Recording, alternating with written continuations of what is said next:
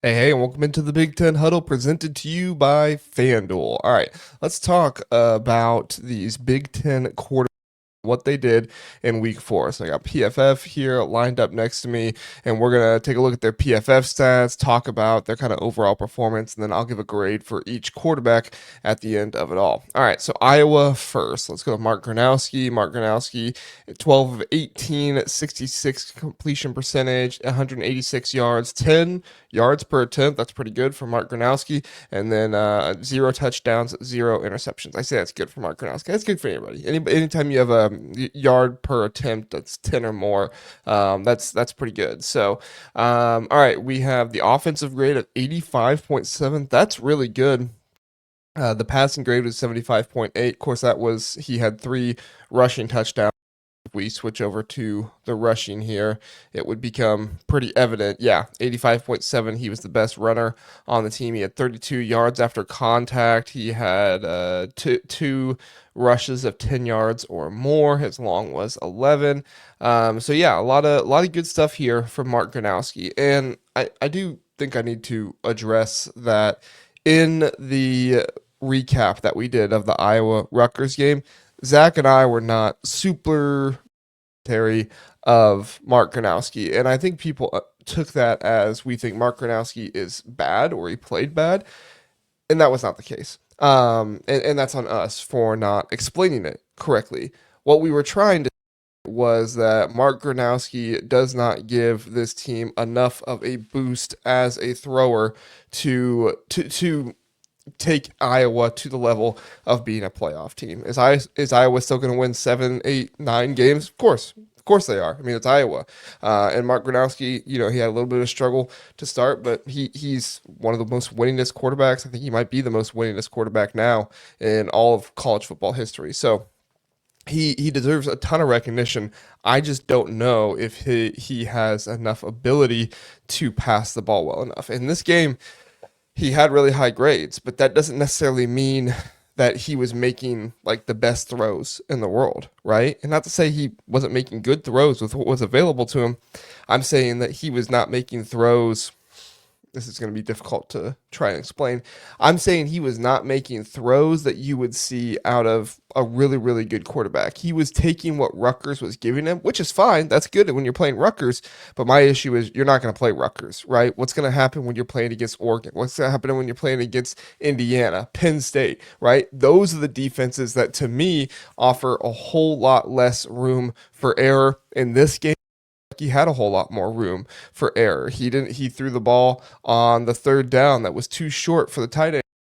That was some of Ortworth's fault as well, but the throw should have never been in that scenario.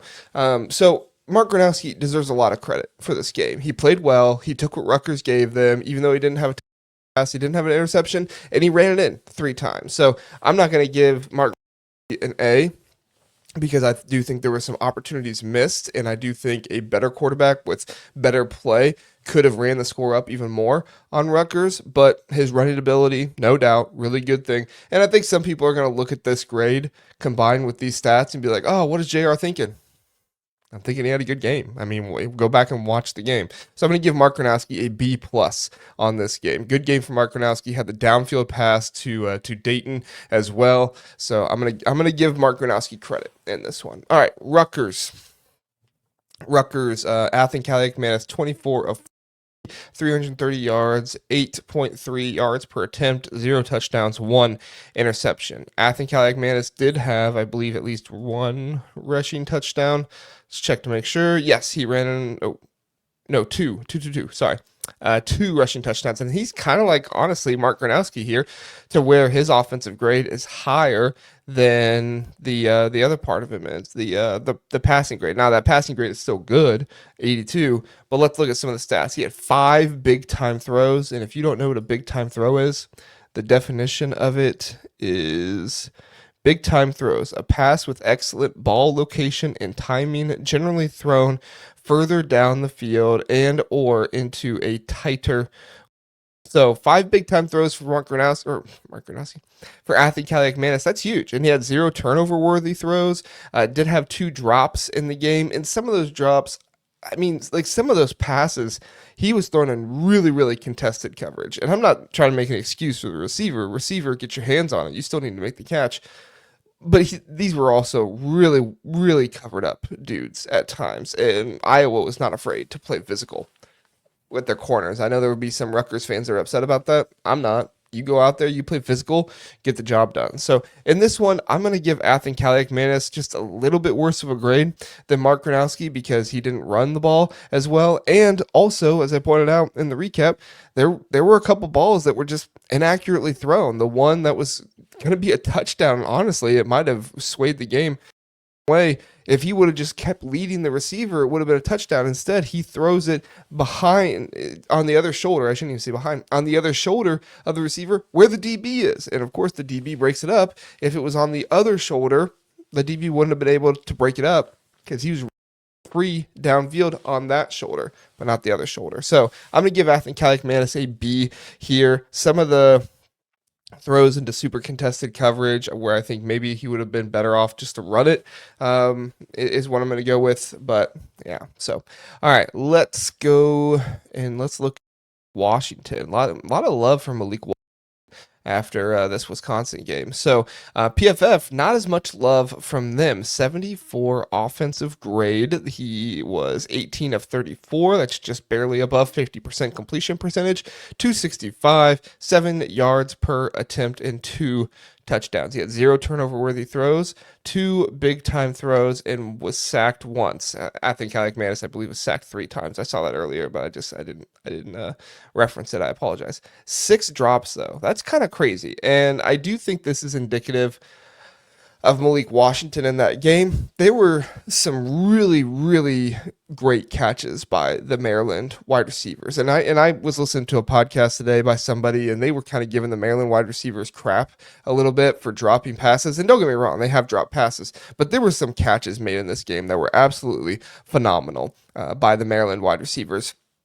Because Malik Washington he has a little bit of erratic accuracy at times. Now, I'm not trying to dog Malik Washington here. He had a great game, but I'm just saying this wasn't like Malik Washington did all the work and it just put in the breadbasket for the wide receivers' hands. I think the wide receivers deserve credit in this game as well. People are going to see those drop numbers, and I get it. They're going to say, wide receivers stink, but I don't think that's the case. There were some catches made in this game that were really, really good. The receiving grades aren't all that great. Williams, he did have 70.5 offensive grade. But you look at this. Let's go over to the drops.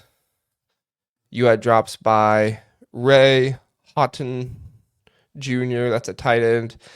Farouk had a drop. Williams, Octavian Smith, and Shalik Knotts all had at least one drop in this game. So still, you don't want to see those drops, but I do think it's important to recognize that I don't think some of these drops were all were all on the wide receivers. Some of these were on Malik Washington, and that does impact the grade. However, freshman going to Wisconsin, a very hostile environment. I don't care how many fans were there. That's still a hostile environment against Luke Fickell, a team that needed that win. Defense stepped up and played well. Well, Malik Washington played well too, and he had 2 touchdown passes, 265 yards. Sometimes, I think people get this idea of like, well, we can only grade based off how they played and not the production.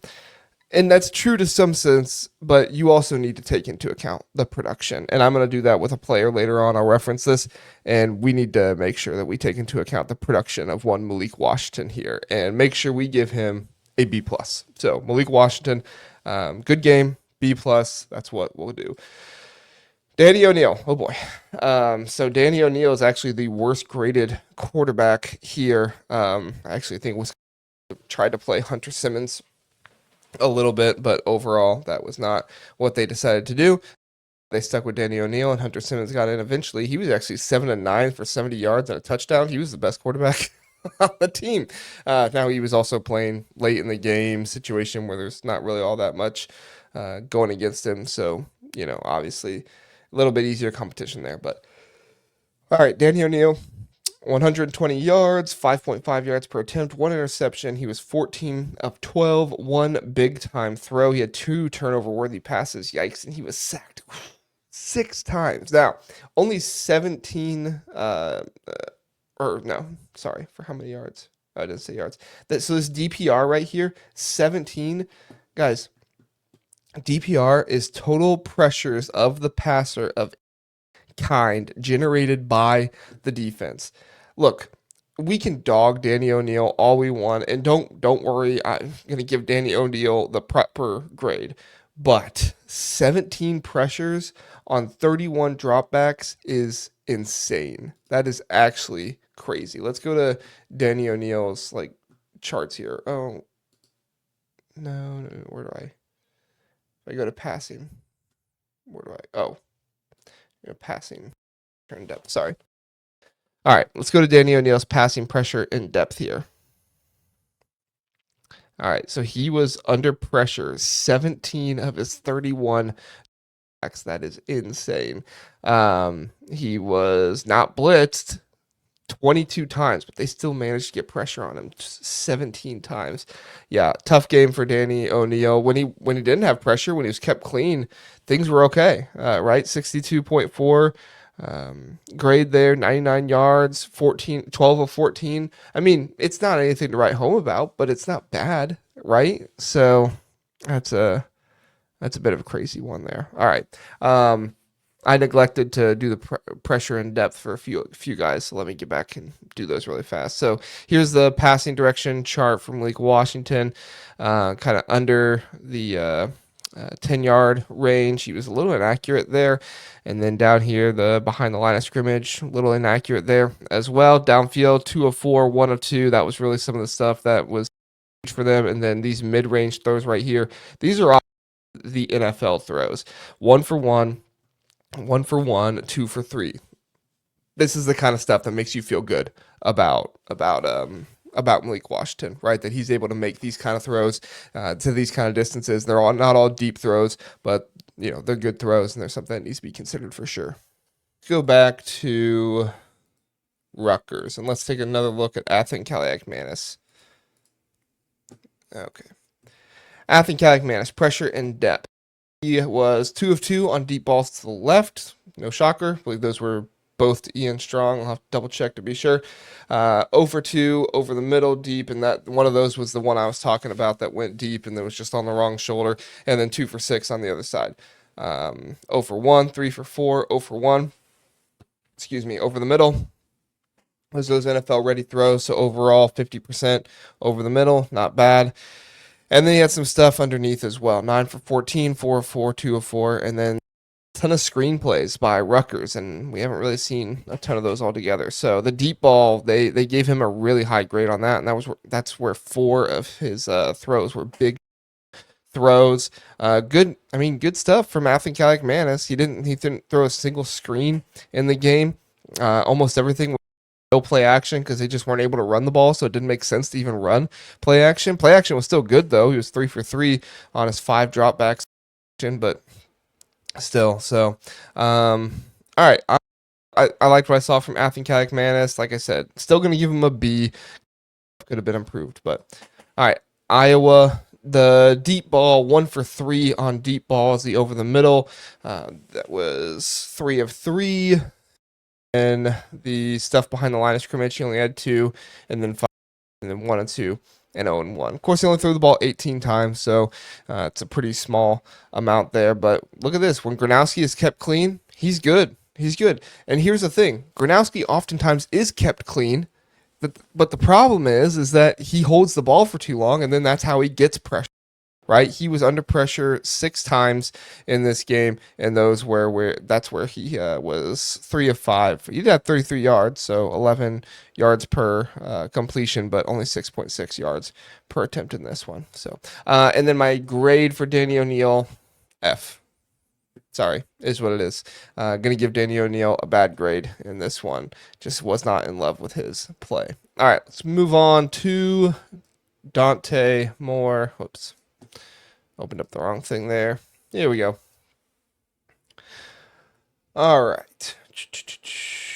38 dropbacks in the game. He was 21 of 30, 305 yards, 4 touchdowns, 86.9. Yeah, this is going to be an A. 3 big-time throws. So less throws than Athen Kaliakmanis, but that's fine. He had 1 drop. He was sacked 1 time on 8 pressures. He scrambled 6 times and got the first down 18 times while for it. So good stuff here from Dante Moore. I mean, that just passes the check stuff. No turnover worthy throws. Took care of the ball. Let's go on over to the pressure in depth and see what we get there. Kept clean.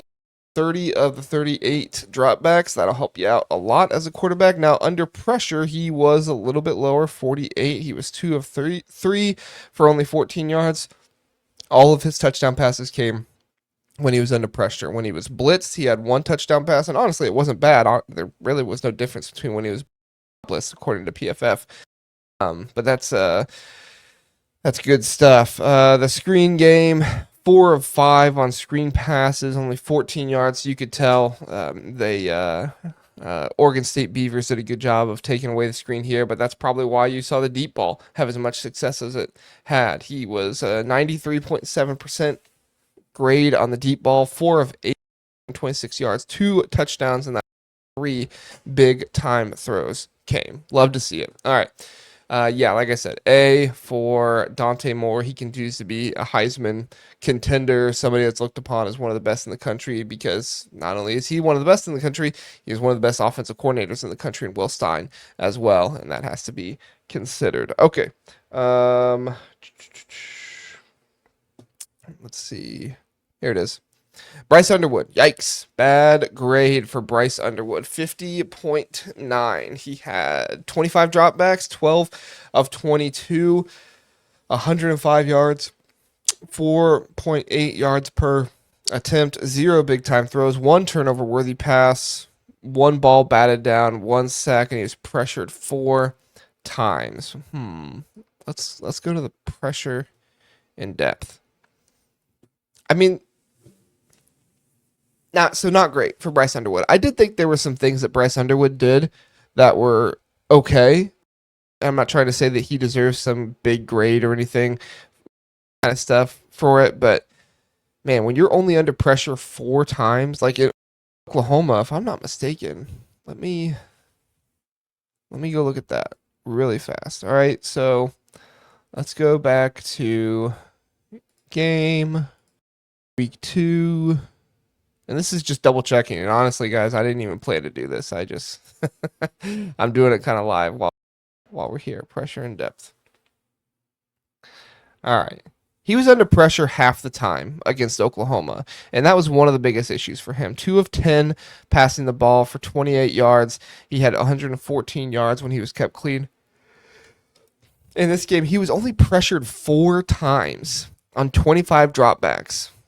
His offensive line did his job, right? The offensive line did his job. And then one of those 4 times, that's when he threw his only turnover-worthy pass. And see how this syncs up with this?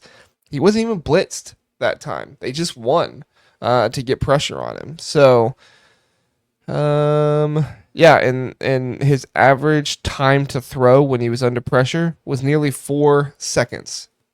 It's not going to work. All right. I gotta be honest. I don't love the game for Bryce Underwood. I do think he had the rushing touchdown, which helps him out, helps his grade overall. But I don't love it. I am gonna give him credit for being on the road. Crazy environment there in Lincoln. But I don't love it. B- or C+. I have to give him credit for being on the road. Let's go with a B-. All right. Don't sue me. All right. Let's go back to... Oh, I forgot. We need to... Dylan Raiola. Oh. I'm on the wrong week here. Sorry, guys. Bear with me for a second. There we go. All right. Let's check out Dylan Raiola. 30 of 42. I thought it was 41 attempts. It's either 41 or 42 attempts. 308 yards, 3 touchdowns, 1. Sorry, excuse me, guys. 1 interception, 64.6 offensive grade, 2 big time throws, 2 turnover worthy throws. His ADOT was 8.1 in this one. That is average depth of target. He had 1 drop from his receivers and then sacked 7 times. He was under pressure 24 times on his 49 dropbacks. Yeesh. That's tough. That's tough. All right, if we're going to go to depth, you look at the chart here. Good passes over the middle, some deep. Can't really complain too much there. He did for 9 behind the line of scrimmage. That is a-okay. And then no play action. He really struggled. When it was just straight drop back, that was when the Michigan defensive line was just going straight at him, and really they had no answer with their offensive line to be able to stop that kind of stuff. And another thing you need to notice too, it's not all the offensive line, it's communication as well, because there were times when the running back was trying to block a guy, kind of let him go. So bad communication. You need to not put the running back in so many situations where he has to block somebody that is basically unblockable for him, and have those issues. So Bryce Underwood, or not Bryce Underwood, sorry. Dylan Raiola, good on the medium passes, good on the deep passes, was not so good, 12 of 18 short, and he had an interception there. He was pressured on 8 of those, so it looks like that was just pretty much him trying to get the ball out, which is totally understandable. Dylan Raiola looks better. I know people are giving Dylan Raiola a lot of crap, and I get that, right? Like, I get the whole looks like Mahomes, to showboat. I don't even know if showboat's the right word, but just kind of trying to look good a little bit when he's doing it. This is a hard one because I want to give him a B, but if I give him a B, it's going to look like he was. I mean, he was better than Bryce Underwood. Yeah, screw it. We got to account for production. B. Dylan Raiola, 308 yards, 3 touchdowns, 1 interception. He did have 2 turnovers.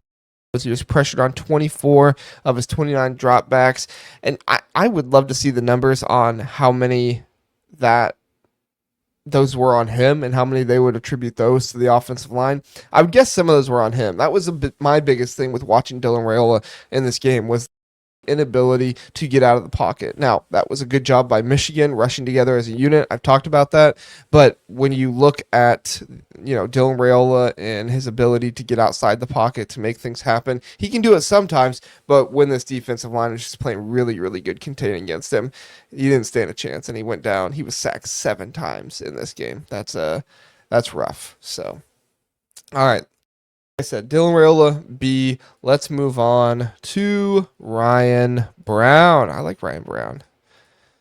I do like Ryan Brown. All right.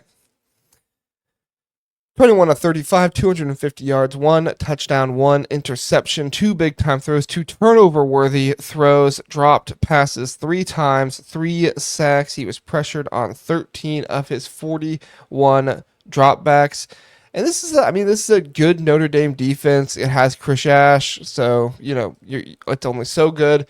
But they have good guys in the secondary. Leonard Moore, their corners are having a few issues right now, so they got to figure out what to do there. But I mean, Ryan Brown, his athleticism, his ability to maneuver,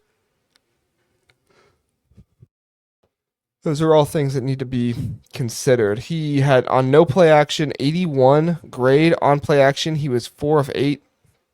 On no play action, he was 17 of 27. That's pretty good. On no play action, just straight back.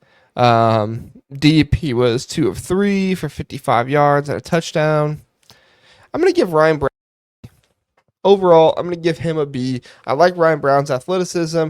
I don't think that enough game to get over like a B plus or anything, and then the turnover worthy throws do give me some pause, some issue there. I'm gonna give him a B in this one, so that should be considered a good grade for Ryan Brown and these guys. All right, let's get to the next one. Oh no. Sorry, Illinois fans. I have to do it. Illinois fans. And Indiana fans are like, do you have to do us too? Yes, I do. And you will like it and you will enjoy it, Indiana fans, because I know you will, because you got a Heisman contender on your offense right now. Okay, but first, let's get to Luke Altmyer. 41.8 offensive grade, 40 passing grade. Oh boy, 14 of 22, 146 yards, 1 touchdown, and a lot of those yards were on 1 pass play alone. There was that big pass play that D'Angelo Pons when he bit on the guy crossing over instead of staying with his man. Sacked 7 times, and he was only pressured on 12 of those 12 of his how many dropbacks was it? 30 dropbacks. Man. All right, let's look at pressure and depth. Yeah, and he only went deep twice because he just didn't have enough time when he was ball, right? Oh, Luke Altmyer kept clean, but he had 2 turnover-worthy throws. 4 of 2 under pressure. That's an issue. When you can only get off 4 attempts and you're under pressure 12 times, that's an issue. He was sacked those 12. Yeah, yeah. So, oh boy, that's an issue. All right, I'm gonna give Luke Altmyer a C minus here. C minus. I'm not gonna give him a D. I'm not gonna put him in that range. However, I do not love it, and I think Luke Altmyer obviously struggled a lot because of his offensive line. So, all right, let's get over to Fernando Mendoza. All right, looking at this huge game for Fernando Mendoza, he is actually now first in the Heisman Trophy odds on FanDuel, plus 800. You can go on over there to FanDuel and you can find Fernando Mendoza up there. Dante Moore's on there, Jeremiah Smith's on there, but he jumped all of them. I mean, it wasn't like he was like third place or anything. He jumped all of them with this kind of performance. So, at least somebody from Indiana is getting some of the recognition they deserve, thankfully. Let's continue to give it to him. 267 yards on 21 of 23 passing, 5 touchdowns, 83.2 offensive grade, only 1 big time throw, 0 turnover worthy throws. He was sacked twice. All right, let's get to the pressure and defense. Pressure and defense, he only went deep 1 time. A lot of this was just really good play by the wide receivers. Now, he obviously still has to make the decision to go ahead and do that. He has to have the good timing. He has to have the accuracy to be able to get the ball to them so that way they can move without the ball. But look right here, 8 of 8 for 111 yards, 2 touchdowns. That is insane for a guy to go 111 yards after going 8 for 8 in just one little small area on the field. I guess small, it's a big field, but you get what I'm saying. Kept clean. He was 85. He really wasn't rattled all that much when he was under pressure. He was 4 for 5, but he still had a touchdown pass. Oh man, yeah. Big fan of Fernando Mendoza. He's going to do a great job. So, like I said, go on over to FanDuel and you can check out his Heisman Trophy odds. All right, let's go on back. All right, let's take a look at Deontae Williams Jr., who was fantastic. He's going to get an A. Did I give Fernando Mendoza? He's an A plus. I don't think I needed to say that, but yeah, he's an A plus. All right, Deontae Williams Jr., 16 of 19, 298 yards, 4 touchdown passes. He's at 15.7 yards. That's crazy. 1 big time throw, 0 turnover worthy throws, an 11.2 ADOT. He was sacked 3 times on 13 of his 27 dropbacks. All right, let's move on over to the pressure in depth. Pressure in depth. He had 3 deep balls connected on 2 of them over the middle. He had 6 balls, or not over the middle, medium range. He had 6 balls. He connected on 5 of those. He connected on 3 that were under, and then he had the screens and stuff. Yeah, this is good stuff here from Deontae Williams Jr. Efficient, quick, gets it done. His team does nothing but score points. They stopped them in the last 2 games on a drive. Every single drive is ended with points or a knee, pretty much. All right. Kept clean under pressure, relatively the same. That's good stuff to see. When he's not blitzed, 91.3%. And when he was blitzed, my wife was asleep. So she was getting bored, but I was not getting bored watching this game with Deontae Williams Jr. Fantastic game from him. A plus. I'm just gonna say it, like A plus. I'm not sugarcoating it. I'm not saying anything. Like, it's A plus. It is what it is. So, all right, let's move on over. Last game. All right. Let's see. Aiden Chiles. He was 12 of 21 attempts, 27. I was looking at Omari Kelly under him. 27 dropbacks, 212 yards, 3 touchdowns, 0 interceptions, 1 big time throw, 0 turnover worthy throws. I'm not sure why his grade is so low here. I don't know what in the world they're looking at that. I mean, it looks like his grade by PFF should be like a or a C plus type of deal, but I don't see that. Oh, he had a fumble, didn't he? All right, 2 sacks, 13 times. Let's look at the rushing. Make sure on the fumble. All right. We look here. We'll find, yes, 2 fumbles. He had 1 rushing touchdown, so give him credit for that. That does impact things, but 2 fumbles, not great. Not great for Aiden. You want to get rid of all these turnover stuff, and he has for the most part this season. But yeah, the fumble, two fumbles, you can't have that. Excuse me. That's going to bring his grade down for sure. I just burped into the mic. That is awful. I apologize. All right. Let's look at the pressure and depth. 3 of 4 on deep passes. He was only 1 of 4 on medium range passes, and then 4 behind the line of scrimmage. So he wasn't just like dinking and dunking the entire time. He was going deep, and he was throwing medium range stuff, but he was not connecting on his medium range stuff very well, which when you have the receivers that he has, you need to be able to do that. But this is the kicker here. He 27 times. He was under pressure 13 times. Yikes. Not great there for Aiden. He was under pressure over this TTT right there. I'm gonna show it to you guys.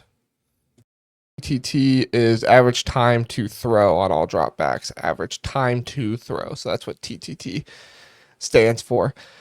And yeah, he was sacked both those times.